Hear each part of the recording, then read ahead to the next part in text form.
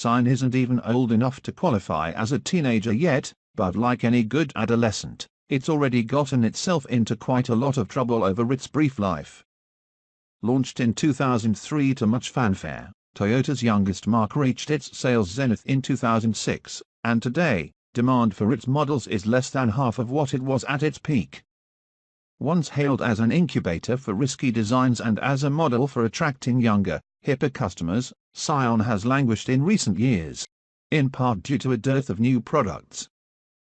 That change is starting right now, with the Scion iM hatchback shown here, along with an even less expensive new sedan sourced from Mazda dubbed IA.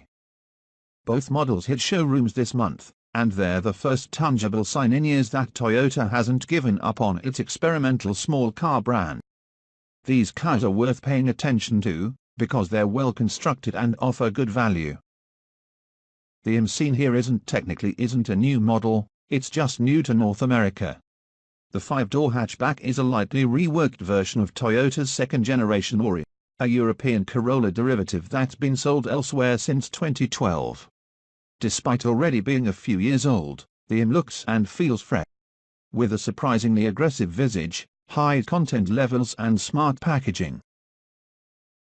If you're eyeing the iM's rakish 2-box form, aero kit and showy directional alloy wheels and thinking this is a hot hatch, what's under the hood should quickly disabuse you of that notion. Toyota's well-known 1.8-liter, naturally aspirated 4-cylinder is the only engine offering.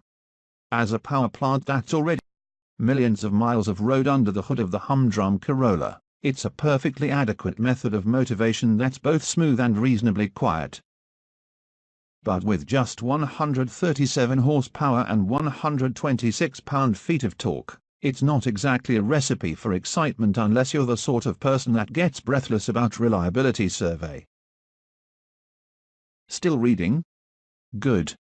Even if the iM isn't an enthusiast's budget price dream, the iM still has a lot to recommend.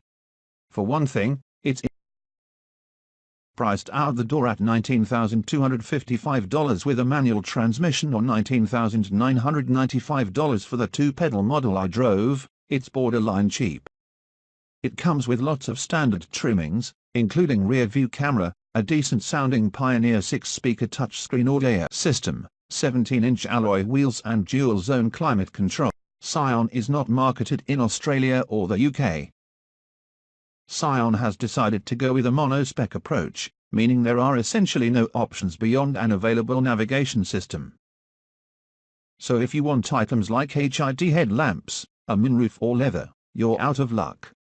The aforementioned optional navigation unit comes across like an aftermarket system from a few years ago.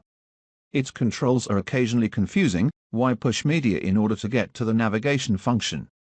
Its graphics aren't terribly crisp and it doesn't offer Android Auto or Apple CarPlay. However, it will stream Pandora through your smartphone and it does have decent voice recognition software.